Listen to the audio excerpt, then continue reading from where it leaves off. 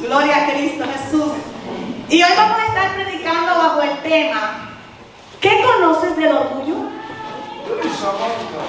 Gloria a Dios. Y es una pregunta: ¿qué conoces del orgullo? Amén. Vamos a estar hablando acerca de esta palabrita tan corta, amén, pero muy importante para nuestras vidas. Gloria a Cristo Jesús. Y quiero que vayamos rápidamente al libro de Deuteronomio, su capítulo 17, versículo del 12 al 13. Amén. Y vamos a leer su santa y bendecida palabra en el nombre del Padre, del Hijo y del Espíritu Santo de Dios. En el nombre del Padre, del Hijo y del Espíritu Santo de Dios. Ahí estamos aquí. Gloria a Dios, qué bueno. Y dice, Deuteronomio 17, del 12 al 13. Y el hombre que proceda con orgullo, no escuchando al sacerdote que está allí para servir al Señor tu Dios, ni al juez, ese hombre morirá. Así quitarás el mal de en medio de Israel. Entonces todo el pueblo escuchará y temerá y no volverá a proceder con arrogancia. Amén. Entonces, hermanos, el orgullo es uno de los temas que también el Señor Jesús habla en su parábola, en una de sus tantas parábolas. Amén. Y específicamente en la historia del fariseo y el publicano, amén, o el recaudador de impuestos, como usted lo quiere llamar. Al leerla nos damos cuenta, aleluya, y podemos identificar quién obró con orgullo y arrogancia y quién obró con humildad. Y a lo mejor muchos de nosotros nos vamos de una vez a decir: no, yo me comporté como el publicano. Perdóname, Señor, porque soy pecador. Pero si nos escudriñamos un poquito más profundo, amén, nos vamos a dar cuenta que muchos nos comportamos como el fariseo y no como el publicano. Amén. Así que voy a empezar con esta frase que siempre uso: conocer el origen me ordena el presente. Amén. Así que vamos a hablar acerca del origen de esta cita bíblica. Vamos a ver su significado y vamos a ver qué el Señor nos quiso decir con todo esto. Y para empezar, el significado de la palabra orgullo bíblicamente la Biblia usa diferentes palabras para referirse al orgullo. Una de esas palabras es la arrogancia, la altivez, la jactancia, eso me gusta mucho, la jactancia, la pretensión, pero también se usa la palabra vanagloria como sinónimo de orgullo. Amén. Y lo más bonito o lo más curioso de todo esto es que todas estas palabras, todos estos sinónimos apuntan a un corazón, aleluya, que se revela, un corazón rebelde, un corazón que se revela en contra de las cosas del Señor, en contra del sacerdocio que el Señor ha puesto, de la ley que el Señor ha puesto, de los jueces que el Señor ha puesto en aquel tiempo y en este tiempo, de los profetas, de los líderes, de los pastores. Amén. Sigue siendo lo mismo. Amén. Lo que se pasaba en aquel tiempo y lo que pasa en este tiempo. Así que podemos categorizar el orgullo como el pecado más antiguo del mundo. Amén. El pecado más antiguo del mundo. Amén. Y un pecado que además Dios detesta. Amén. Y si vamos a la cita bíblica, fíjense que al final dice: entonces todo el pueblo escuchará y temerá y no volverá a proceder con arrogancia. E incluso también dice esta misma porción que el hombre que actúa bajo este espíritu de orgullo, ese hombre morirá.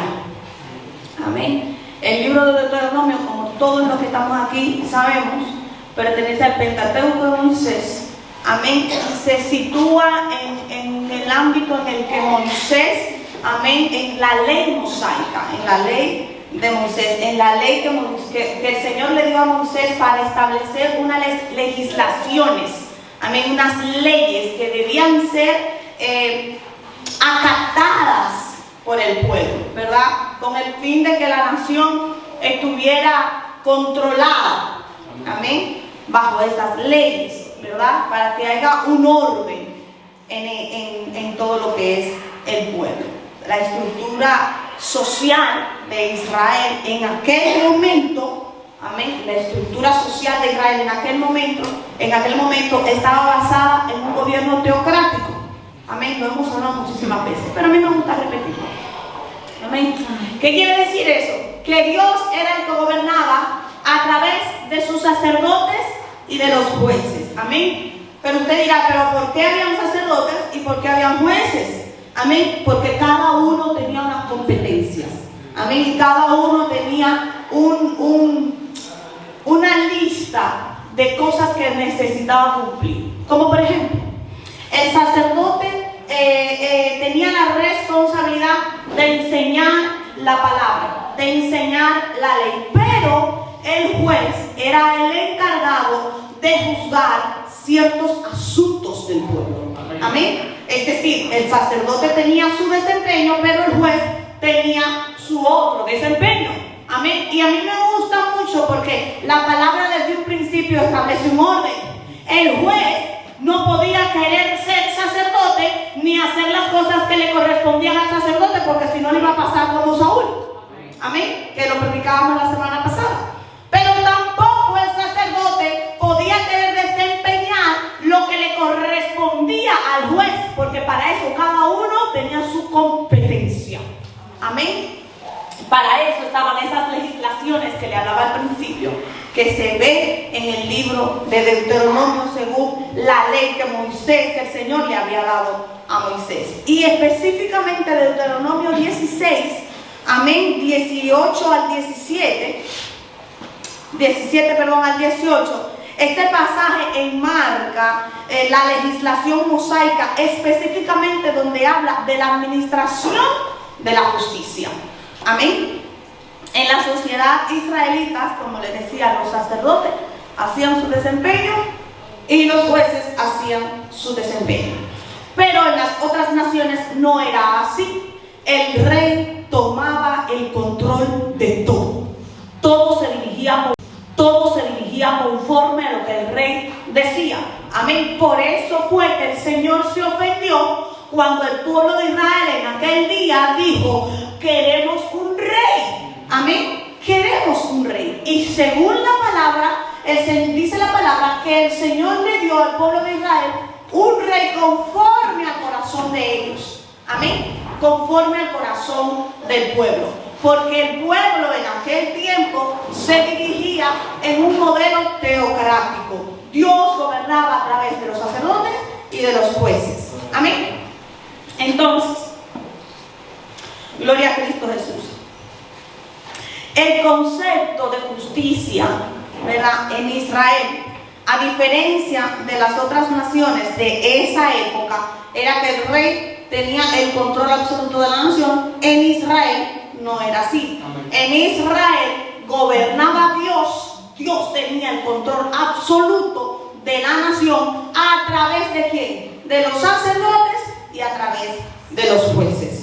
Y eso era algo que la ley mosaica, decimos, se le llama ley mosaica, pero usted sabe que esa ley la dictó Jehová, ¿verdad? Amén. La dictó Dios. Entonces, esto era algo que la ley mosaica enmarcaba. Amén. Es decir, había unas competencias, había unas leyes, había unos estatutos que usted tenía que cumplir. Amén. Y cuando usted quebrantaba esas leyes y esos estatutos, amén, la palabra nos da a entender que tú la quebrantabas por dos razones. Amén. O porque te rebelabas, amén, o porque en ti estaba operando un espíritu de orgullo. Amén. Por eso es que al principio, en Deuteronomio 17, él dice: y el hombre que proceda con orgullo, no escuchando al sacerdote, sacerdote que está aquí para servir al Señor tu Dios, ni al juez, ese hombre morirá. Amén. Y a lo mejor te dirá, pero ¿por qué me estás rizando mal rizo? Porque cuando conocemos la historia bien, vamos a ordenar bien nuestro presente. Y sobre todas las cosas, vamos a identificar cómo se mueve ese espíritu en nuestras vidas, en la iglesia, en el trabajo, en mi casa, con nuestros hijos, con nuestros amigos, donde quiera que tú te muevas. Amén. Y no es solamente entender cómo se mueve a nivel personal, que se mueve, ¿verdad, profeta? Como un duende. No solamente identificar que se mueve en tu vida a nivel personal, sino cómo puede ese espíritu moverse a nivel espiritual. Amén. Y esto es como una cadena. Amén. Que va entrelazado. Empieza por un orgullo personal. Amén. Que nos afecta al espíritu. Por eso que el Señor dice en el libro de Deuteronomio, esta cita que acabamos de leer: el hombre que proceda con el orgullo ciertamente morirá. ¿Usted sabe por qué? Porque cuando hay un orgulloso dentro del pueblo, este se revela.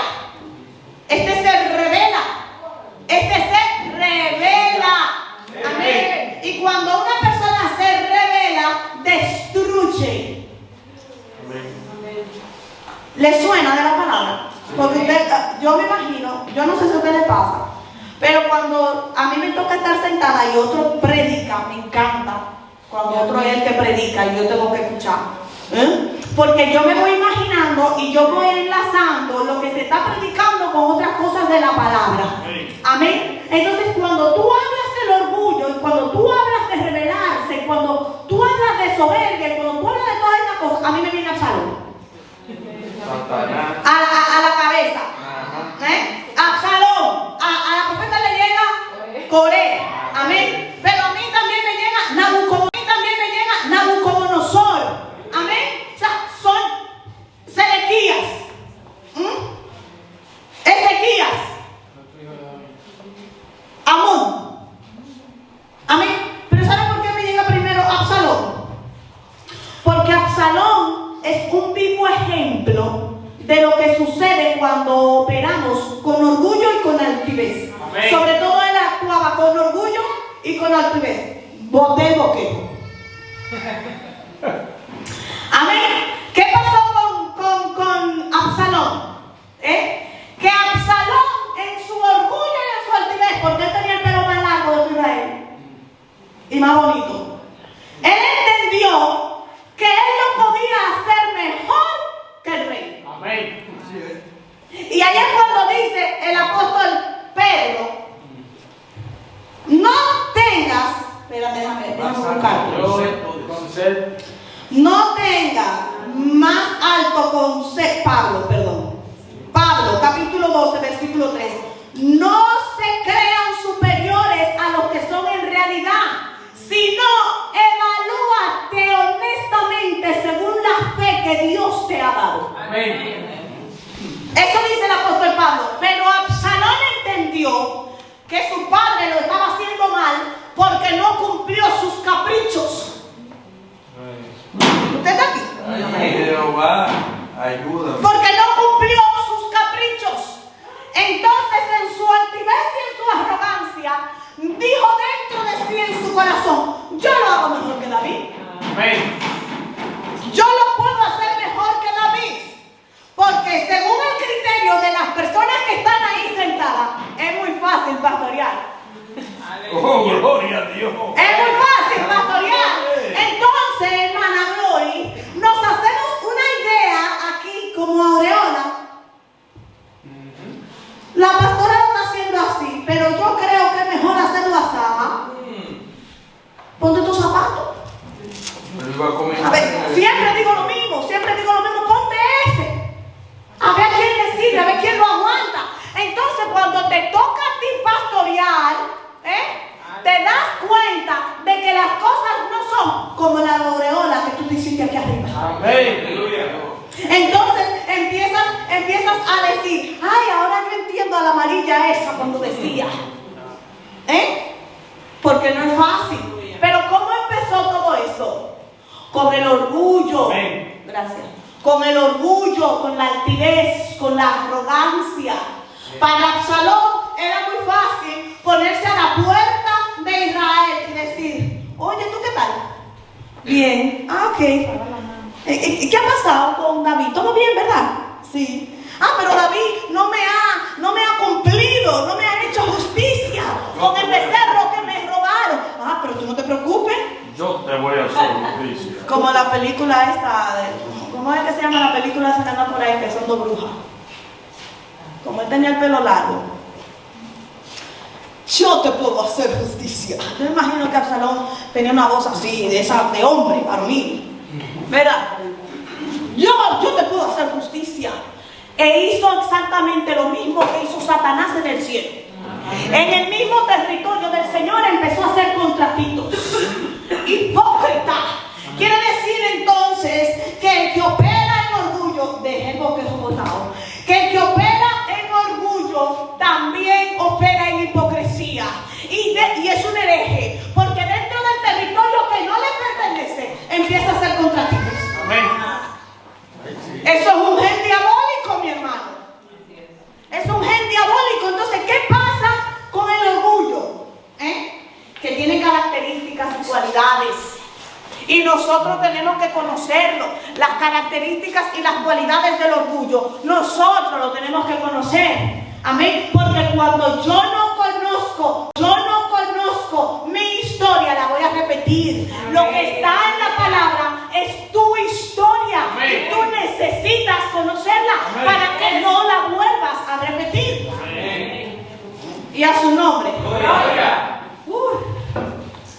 Entonces, entendiendo lo que es el orgullo bíblico, que ya lo hemos explicado, entendiendo lo que es la justicia conforme a la nación de Israel y a lo que Dios había establecido en la ley mosaica, que ya lo hemos dicho, amén. El Espíritu Santo, cuando inspira, aleluya, específicamente esta cita en el libro de Deuteronomio, aleluya, está estableciendo un principio fundamental que usted y yo como pueblo del Señor lo debemos tener bien clarito, y es la importancia de obedecer a las autoridades. A usted no le debe importar de si esa autoridad es alta o es bajita. Amén. Si es amarilla, si es azul, si es blanca. No le debe importar si esa autoridad tiene mayor capacidad o menor capacidad que usted. A usted lo único que le debe importar es que esa autoridad se la pusieron a usted. Amén. Y usted tiene que obedecer. Es lo único que usted tiene, aleluya, que tener en cuenta. Ahora, si esa autoridad está en pecado o está obrando, destituyendo o en contra de la palabra, esos son otros santos. Amén. Ahora bien, que lo voy a dejar bien marcadito, porque hay muchos sinvergüenzas que se agarran de: ay, pero es que ella está diciendo eso, pero la palabra a mí no me dice eso. La palabra tiene su interpretación y tú no puedes venir a ponerme una interpretación a la palabra. Amén. Lo que tú entiendes hoy con un versículo bíblico, mañana que vas a tener otra madurez, que vas a tener otro crecimiento, lo vas a entender de otra manera. Y en muchas ocasiones los líderes entienden la palabra según la madurez que tienen y según el crecimiento que tienen, y hay miembros que no tienen ni esa madurez ni ese crecimiento. Sin embargo, es muy fácil venir a criticar y venir a cuestionar. Ahí hay orgullo. Amén. Porque el que ligeramente critica ya hace mucho que se ha envanecido dentro de su corazón. Amén. Y a su nombre. Entonces, principio fundamental: la importancia de la obediencia a las autoridades designadas por Dios. Amén. Y conforme a este versículo y conforme a este principio fundamental, amén, hay tres aspectos importantes que el pueblo del Señor no debe olvidar nunca. Primero, Dios establece las autoridades para guiar al pueblo. Amén. Ah, no, pero la gente no se quiere dejar guiar, porque la gente quiere hacer lo que le da la gana. Mi hermano, apréndase eso. La gente quiere hacer lo que le da la gana. La gente no le gusta ni que la corrija, ni que se le enseñe, ni que se le jale capítulo, y mucho menos que se le discipline.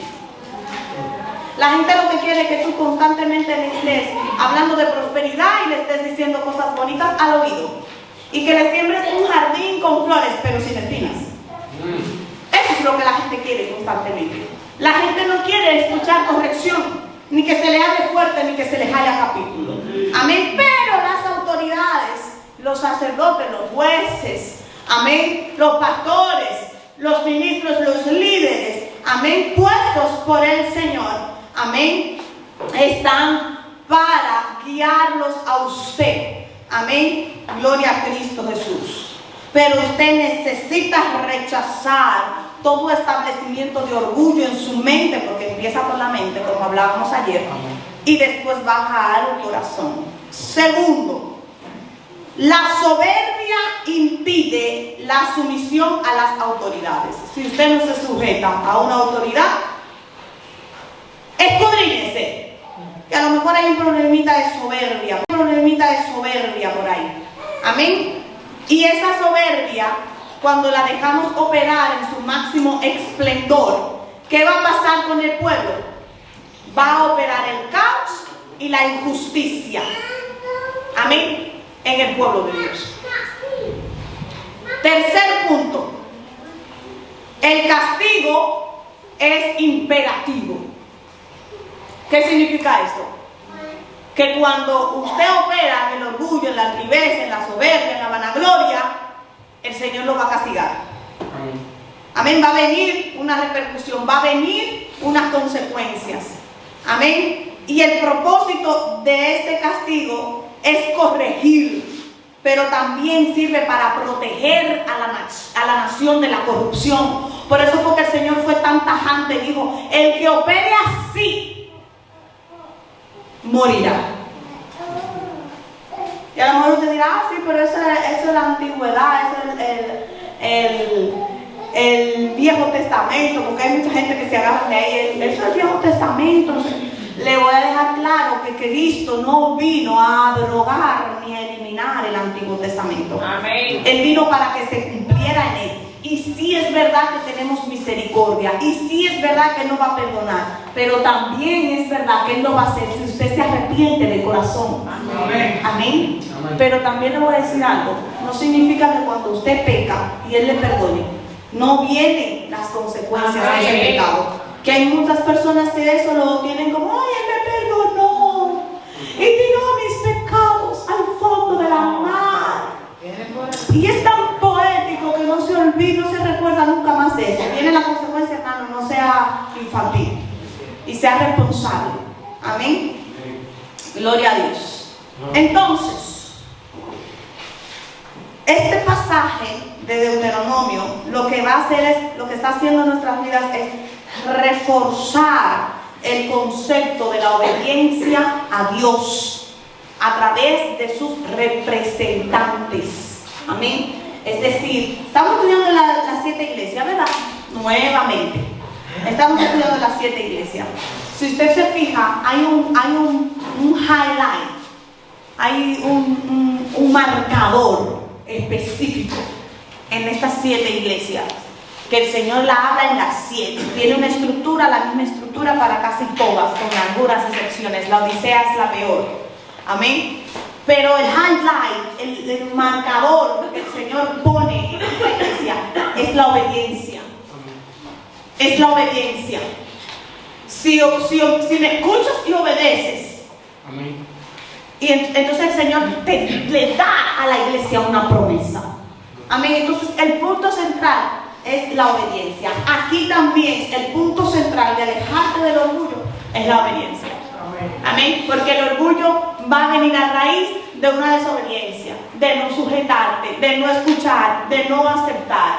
Amén. Hay personas que tú lo corriges y te ponen la cara más larga que una katana. Más larga que una katana, porque no quieren que lo corrija.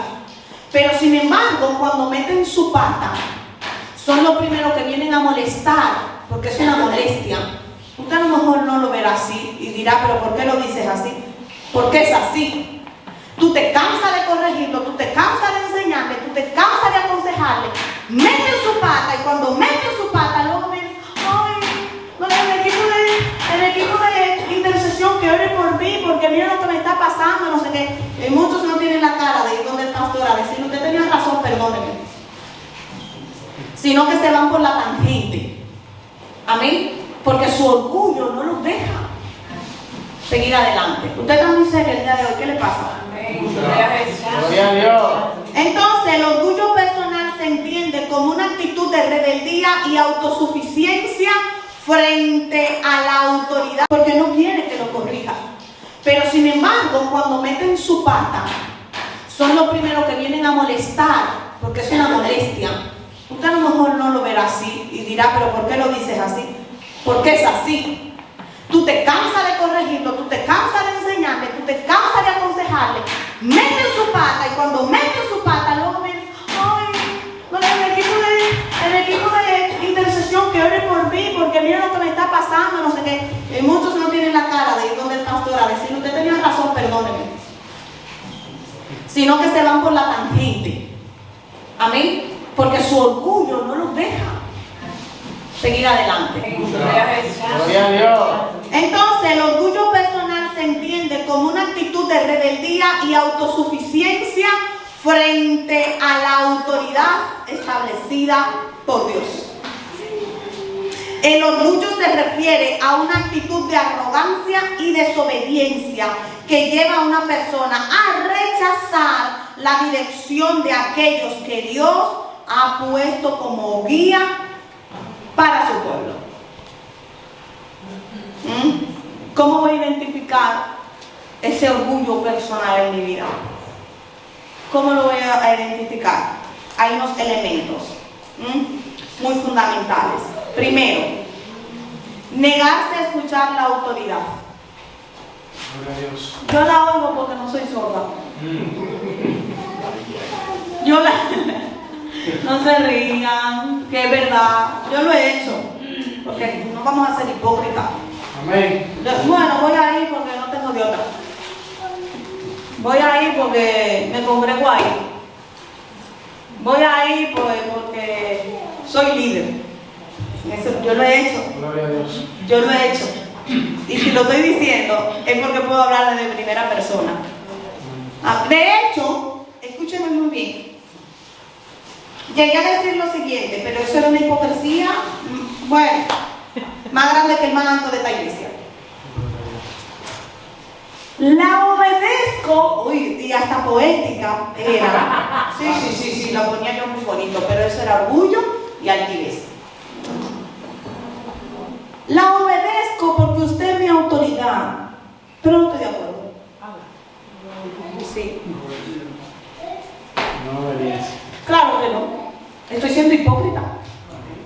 La obedezco porque mi autoridad me lo está diciendo, pero no estoy de acuerdo. No obedeciste nada porque la intención de tu corazón era otra. Amén. Y el Señor eso no lo está midiendo. A lo mejor la que era mi pastor en aquel momento lo midió y lo aceptó porque yo estaba ahí y obedecía. Amén. Pero ¿usted se cree que el Señor recibió eso? Porque recuérdese una cosa. Lo dije ayer y yo no sé si me escucharon. Dice la palabra en Apocalipsis que el lino fino es la obra de justicia de los hijos de Dios. Ese es el lino fino con el cual Él nos va a vestir cuando lleguemos allá. La obra de justicia de los hijos de Dios. ¿Cómo el Señor mide la obra de justicia de sus hijos? ¿Por lo que tú haces con tu cuerpo o por lo que tú haces con la intención de tu corazón? Lo que pasa es que nadie quiere sujetar al corazón. Queremos sujetar la lengua, o por lo menos intentamos sujetar la lengua, pero nadie quiere sujetar ni el corazón ni la mente. La gente quiere darle rienda suelta a lo que diga la mente y a lo que obra el corazón, pero no nos queremos sujetar a eso, y ahí es donde está el problema. Amén. Segundo punto, rechazar la corrección y la justicia. Y esto me gustó mucho. La corrección y la justicia. Porque recuerde que el sacerdote debe enseñar la ley y el juez era que iba a juzgar. Pero hay personas que ni reciben la enseñanza porque entienden que en su sabiduría ellos son los que están bien. Déjeme decirle algo. El orgullo es mentiroso y traicionero, porque entra por aquí y tú no lo ves. Cuando tú te, si no es que Dios tiene misericordia y se lo muestra a alguien o te lo muestra a ti mismo, tú no te das cuenta cuando Él entra, porque entra por la espalda y tú estás obrando y tú estás trabajando y tú estás haciendo un montón de cosas y tú crees que no estás obrando en justicia. Y cuando te metes a profundidad e intimidad, el Señor viene y te toca la puerta y te dice: mira, mi amor, hueles a orgullo, rechazas la corrección, no aceptas lo que es justo, tú mismo o tú misma eres la que decide lo que es justo y lo que no es justo, lo que está bien o lo que no está bien, y a su nombre. Entonces, el orgullo en este contexto es una actitud que impide aceptar el juicio de Dios. Las personas orgullosas actúan según su propio criterio, ignorando las normas divinas. Y eso no solamente afecta a tu vida personal, sino que trae un desorden en tu vida espiritual. Amén. Y en todos los lugares donde tú vas. ¿Sabes por qué? Ayer hablábamos una cosa, lo marcaba Luisa, y ella decía que fuimos a un lugar y que en ese lugar ella vio que un demonio paría a otro demonio. Y cuando tú operas en orgullo, ¿usted sabe qué pasa? Que estás aquí operando en orgullo, pero te mueves allí y operas en orgullo y dejas tu semillita de orgullo aquí. Y te vas a otro lado y operas en orgullo y dejas tu semillita de orgullo allá. Y si no se levanta un sacerdote, si no se levanta un juez, si no se levanta un pastor, si no se levanta un profeta con discernimiento y autoridad y que arranque eso de ahí, arma un caos dentro de la congregación. Amén. Como hizo Absalón. Fue un caos, eso fue un golpe de estado en todo el sentido de la palabra. Amén. La gente lo llama traición, pero yo aparte de eso le pongo golpe de estado. Quítate tú con violencia, que me voy a poner yo. Y eso pasa mucho en el pueblo del Señor. Y después, y lo queremos disfrazar, porque me voy a incluir, porque esto es muy fuerte. Y lo queremos disfrazar con la frase siguiente: es que el reino de Dios tiene que multiplicarse. Gloria a Dios. ¿Eso no es multiplicación? No. Si tú coges de aquí para allá plantar allí, no es multiplicación. Multiplicación es que tú salgas de aquí, que trabajes para que haya gente allá. Aleluya. Si no, es una división como cualquier otra. Amén. Y eso no es crecimiento. Amén. ¿Y por qué sucede eso? Porque la gente se llena de vanagloria, mi hermano. Te prometo porque te pusiste ahí. La gente se llena de vanagloria, la gente se llena de orgullo, la gente se llena de altivez, la gente se llena de su propia sabiduría en su misma opinión. Amén. Y no acepta que se le diga nada. Amén. Hay gente que tú no te le puedes acercar, mi hermano, porque tú no sabes si te va a rasgar, si te va a morder o si te va a dañar. Tú no sabes. Entonces antes tú ibas y cuidabas a las ovejas, pero ahora tú le tienes que tener miedo a las ovejas. Sí. Son lobos ya. Sí, tú le tienes que, porque ya no son ovejas, ya son abejas. Ya no son ovejas, ¿verdad? No son ovejas, son abejas. Tú tienes que estar como ese ser viviente que tiene ojos por todos lados, porque tú no sabes por dónde van a salir, Orgullo. La oveja necesita saber y necesita entender que cuando tiene una sobrepoblación de lana encima de ella, no camina y está expuesta a que vengan los bichos a meterse en ese follaje,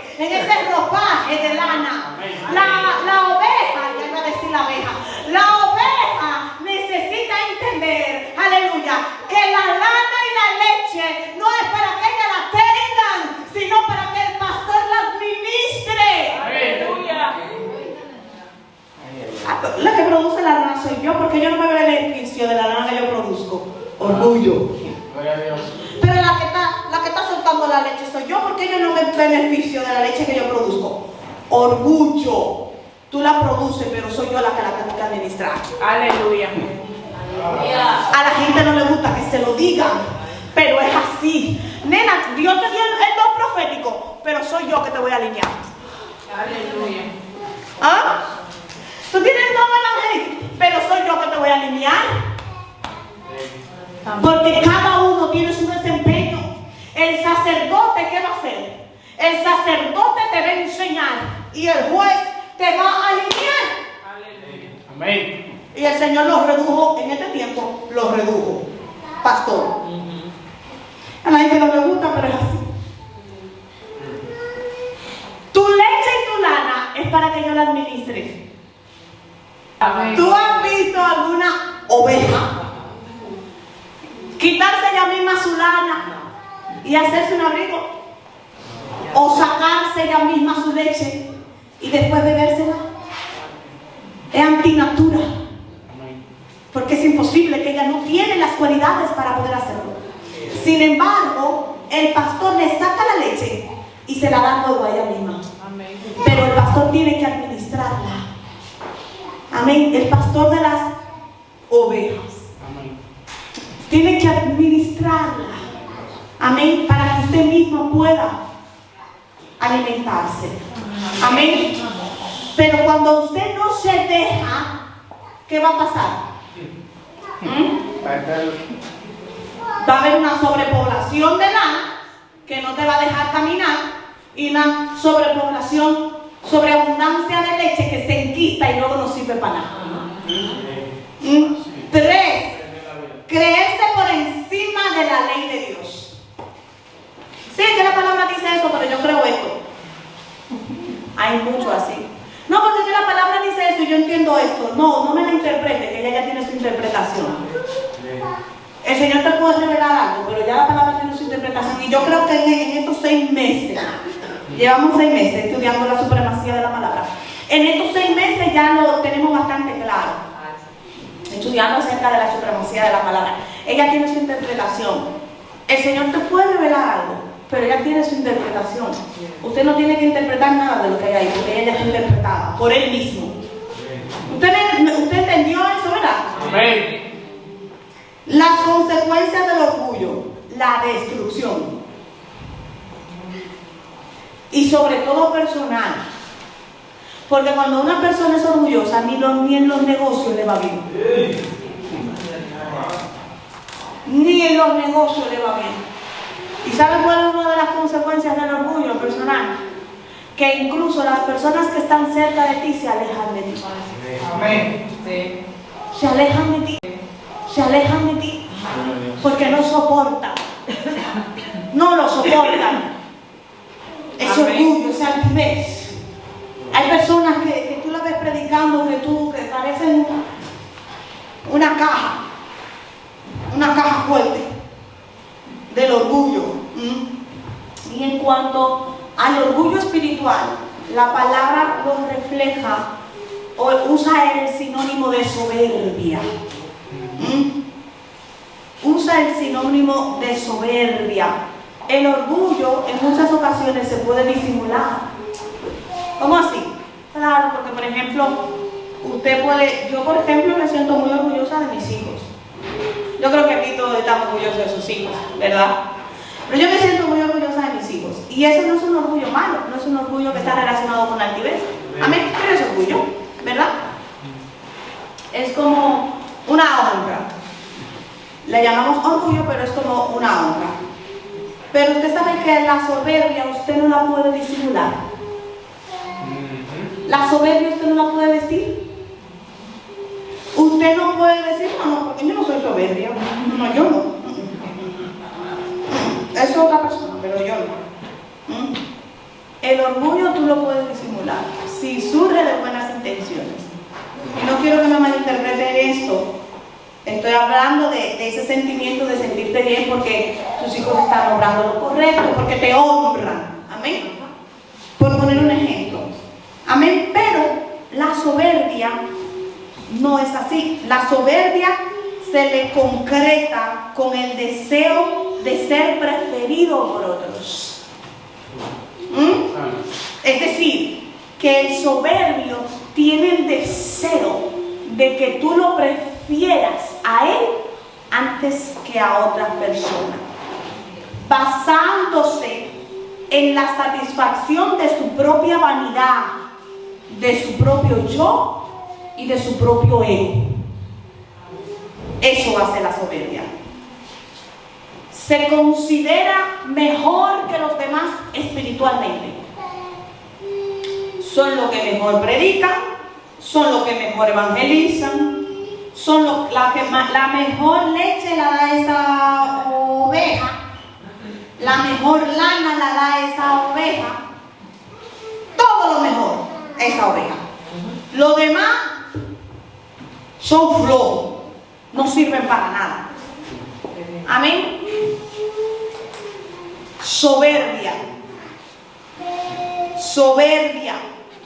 Y cuando obramos en ese orgullo espiritual, que la palabra lo mete en la categoría de la soberbia, entonces hay unos peligros que nosotros debemos tener bien en cuenta. Amén.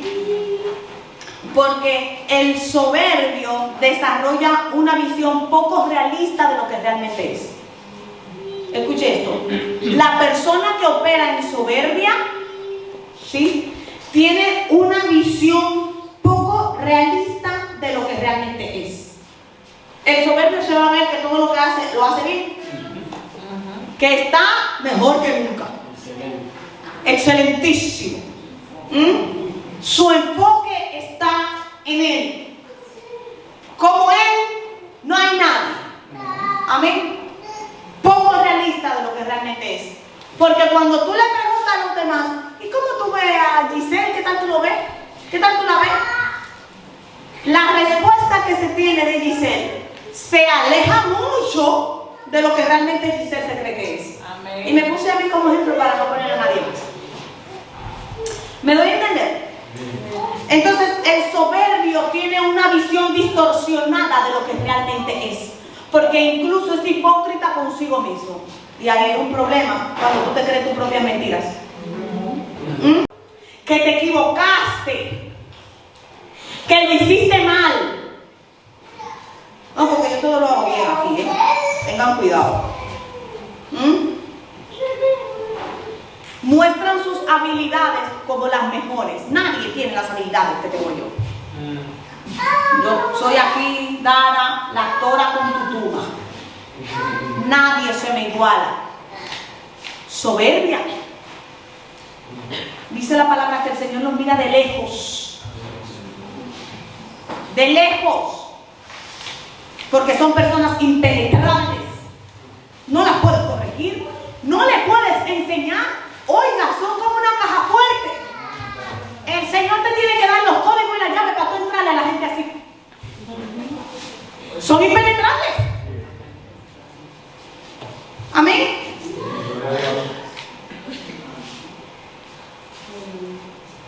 Aleluya. El orgullo hace que evaluemos nuestras vidas según el estándar de nuestros logros. Tengo mucho logro, mucho orgullo. Voy a evaluar mi vida conforme a mis logros. Y no solamente físico, sino también espiritual. Cuando el orgullo florece, cada victoria, ya sea grande o pequeña, se atribuye a su grandeza. Porque para el orgulloso todo le suma a él. No hay Dios por ningún lado. Aunque sea evangélico, no hay Dios por ningún lado, porque es autosuficiente. Entonces, ¿qué va a pasar con el orgulloso? Con el soberbio, que va a alejar a los hermanos de la fe y se va a quedar solo. Y no hay peligro más grande que un evangélico solo. El bíblico, hay del solo, dice la palabra, hay del solo, que cuando caiga no hay quien lo levante. Gloria a Dios. Ay del solo. Amén. El orgulloso, crea dentro de sí un espíritu crítico. Y eso es peligroso. Empieza a juzgar todo lo que está a su alrededor.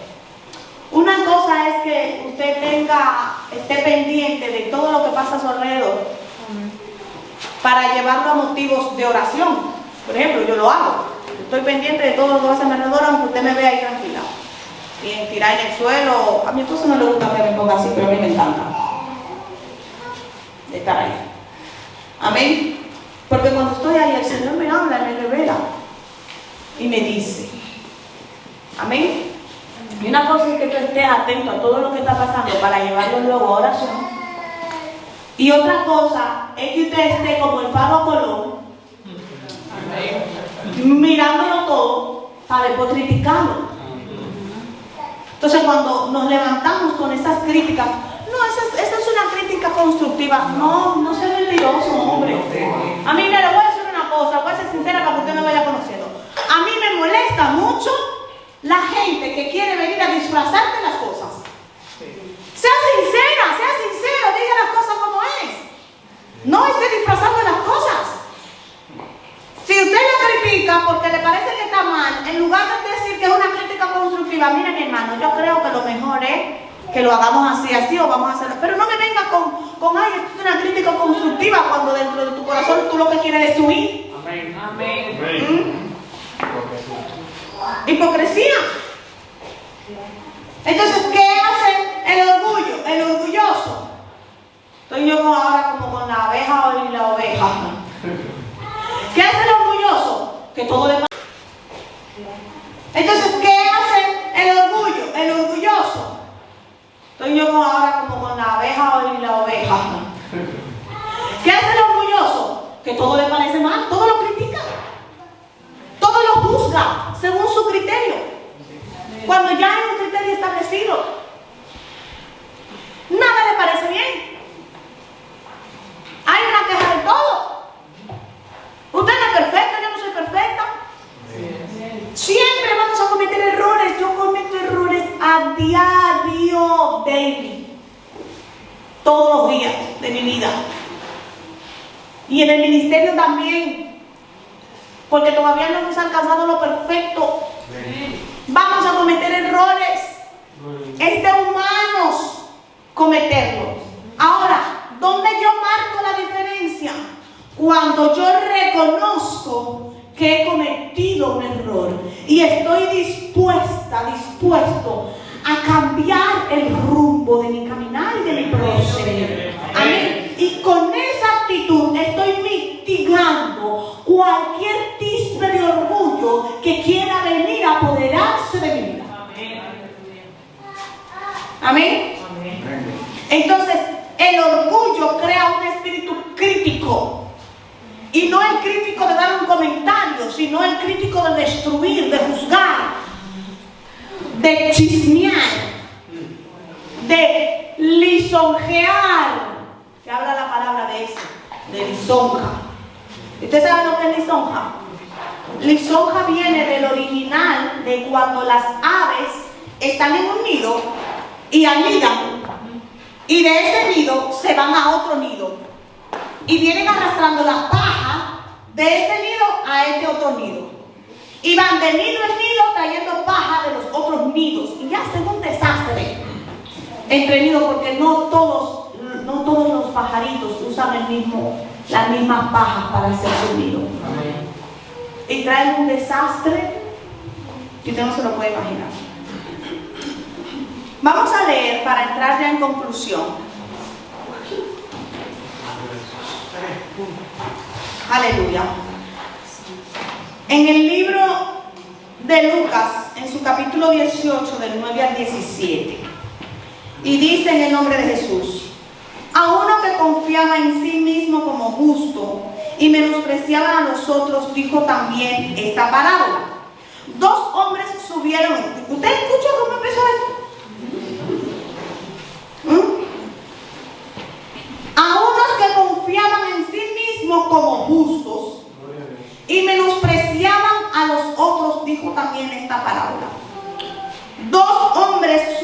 al templo a orar.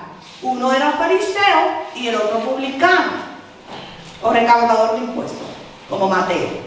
El fariseo, puesto en pie, oraba consigo mismo de esta manera: Dios, te doy gracias porque no soy como los otros hombres, ladrones, injustos, adúlteros, ni aún como este publicano. Aleluya. Ayuno 2 veces a la semana. Doy diezmo de todo lo que gano. Mas el publicano, estando lejos, no quería ni aún alzar los ojos al cielo, sino que se golpeaba el pecho diciendo: Dios, sé propicio a mí, pecador. Os digo que éste descendió a su casa justificado antes que el otro. Porque cualquiera que se enaltece será humillado, y el que se humilla será enaltecido. Amén. Menudo drama. Menudo drama, hermanos. Que usted vaya a la oración creyéndose ser publicano y es un fariseo. Ay, hay mucho. Y ¿sabe qué es lo más triste? Que dentro del pueblo que están esa gente así. Señor, porque yo soy la que más oro en lengua aquí. Yo soy la que más oro en lengua aquí. Yo soy la que más siento el Espíritu Santo aquí. ¿Y saben por qué? Porque el fariseo estaba como estaba con el publicano. Porque en aquel tiempo los judíos que se ponían a trabajar para el César eran considerados publicanos. Habían traicionado a Dios porque estaban trabajando bajo las órdenes de un hombre que era pagano. Amén, como Mateo. ¿Sí? Entonces ya los judíos no lo soportaban y entendían que estaban en pecado. Sin embargo, Jesús, que es la ley, le dice: mira, este publicano se fue a su casa y Dios lo justificó. Porque reconoció su condición, reconoció que era pecador, reconoció que no estaba en su mejor momento, se humilló. Sin embargo, el fariseo, aleluya, dentro de su orgullo y de su altivez, daba alarde de que era el que más ayunaba y el que más lengua hablaba. Santo. ¿Usted me está entendiendo esto? Amén. No se me aburra que a la gente lo que le gusta es que le prediquen, que le griten y que salten las sillas. Amén. Pero yo le estoy dando un alimento sumamente importante. Amén. ¿Sabe por qué? Porque muchos operamos en el orgullo y ni siquiera nos damos cuenta. Amén. Hay personas que predican bajo el manto del orgullo y no se dan cuenta. Amén. Hay personas que ministran bajo el manto del orgullo y no se dan cuenta. Hay personas que están en la calle evangelizando bajo el manto del orgullo y no se dan cuenta. Amén. Y nosotros necesitamos conocer lo que nos conviene y lo que no nos conviene. Pero ¿cómo lo vamos a saber si nadie nos predica? Gloria a Dios. ¿Cómo lo vamos a saber? Esta palabra del apóstol Pablo. ¿Cómo van a llegar al conocimiento si nadie les predica? Porque la gente lo que quiere es que le prediquen que las sillas se caigan. Y que supuestamente eso es unción y eso es Espíritu Santo. Pero cuando te estoy enseñando el trasfondo de las cosas, te me quedas triste con la cara larga, te me aburres y hasta te da sueño. Gloria a Dios. Santo. Entonces, vamos a entrar a las profundidades para que cuando el canon de la palabra nos mira, poder llegar a la altura. Amén. Y nos dejemos de sandeces. Para que después usted no vaya donde el Señor. Ay, es que esa varilla que tú dejaste ahí no nos enseñó nada. Ay, es que esa que estaba ahí, lo único que había era cosas que yo no entendía. Que somos así de sinvergüenza. Somos así de sinvergüenza. Entonces, ¿quién eres tú, el fariseo o el publicano? Yo muchas veces he ido como farisea de pura cepa a la oración. Dios me tiene que responder a mí porque la que es hija de él soy yo. ¿Cuántos han ido hacia la oración? Sean sinceros. Todo el mundo tiene que levantar la mano. Muchos de nosotros hemos ido hacia la oración. ¿Ah? Señor, pero tú me revelas a mí, tú me hablas a mí. Escúchame ahora. Pero Señor, a mí fue que tú dijiste que me iba a llamar como pastora. Óyeme a mí ahora, respóndeme ahora. Ayer, respóndeme ayer, antes de ayer. Orgullo. Orgullo. Muchas veces hemos ido así a la oración. Yo misma he ido así a la oración. Y esto es parte del orgullo que nos deja ciegos. Como a Pablo. Por eso el apóstol Pablo dice yo. Y además me encanta cuando él lo dice. Porque él dice yo, Pablo. Mi nombre es romano. Mi nombre es judío Saulo. De la tribu de Benjamín, fariseo de nacimiento, celoso de la ley, perseguidor del evangelio de Cristo. Él se identificó como lo que él era y como lo que terminó siendo.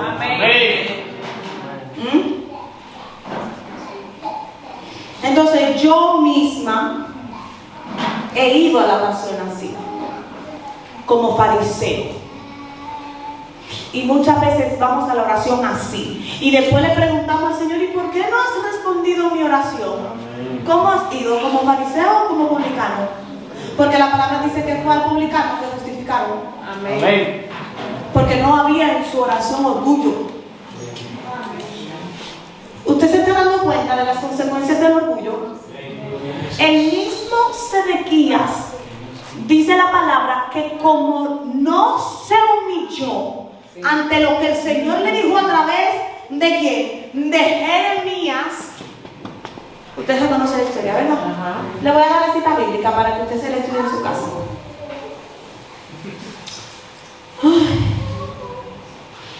Aleluya.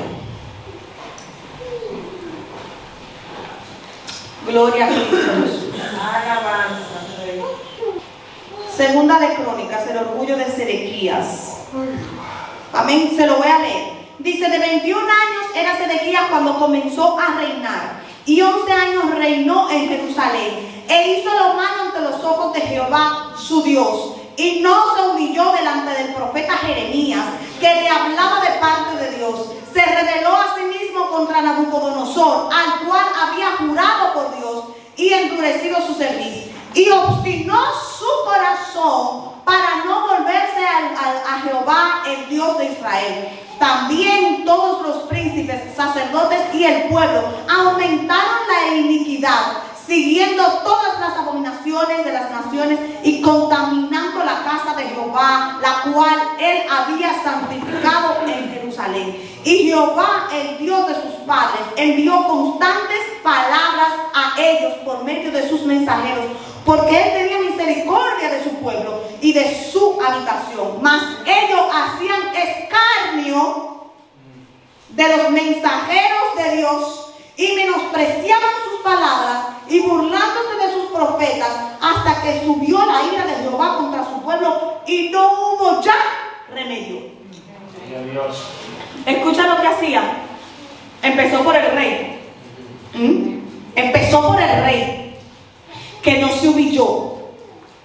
No se humilló. No reconoció. Amén. Y dice la palabra que constantemente mandaba el Señor palabra porque tenía misericordia de su pueblo. Y se obstinó su corazón y hasta se burlaban de los demás. Es un cáncer terminal en muchas ocasiones que necesitamos extirpar de nuestras vidas, porque no nos deja crecer, no deja que la palabra de Dios se establezca en nuestras vidas y vengan a traer un orden en ella. Amén. El mismo Nabucodonosor, el Señor lo llevó a esa grandeza, y dice la palabra que el Señor tuvo que reducirlo como una bestia, sí, para que pudiera entender en el estado en el que estaba. Amén. Dice la palabra que el mismo Ezequías, después de la grandeza que había experimentado de parte de Dios, se envaneció, se llenó de orgullo y altivez. Y hasta Herodes, cuando fue vanagloriado por los hombres, no le dio la gloria a Dios. Y dice la palabra que el Señor le quitó la vida en el mismo momento. Amén. El orgullo es un enemigo, es un veneno. Amén. Siempre va a estar ahí acechando para ver cómo se entra, para ver cómo entra y cómo destruye. Amén. Pero tenemos un ejemplo vivo, que es el Señor Jesucristo. Ejemplo de humildad, de mansedumbre. Dice la palabra: si alguno quiere venir en pos de mí, niéguese a sí mismo, tome su cruz cada día y sígueme. Porque el que quiera salvar su vida, la perderá. Y el que la pierde, y el que pierda su vida por causa de mí, la ganará. La humildad es el mejor antídoto, la mejor medicina para mitigar los efectos del orgullo, esa maldad que es el orgullo de nuestras vidas. Amén. Es el antídoto que nosotros necesitamos. Y además es algo que debemos tomar cada día en nuestras vidas, como una rutina.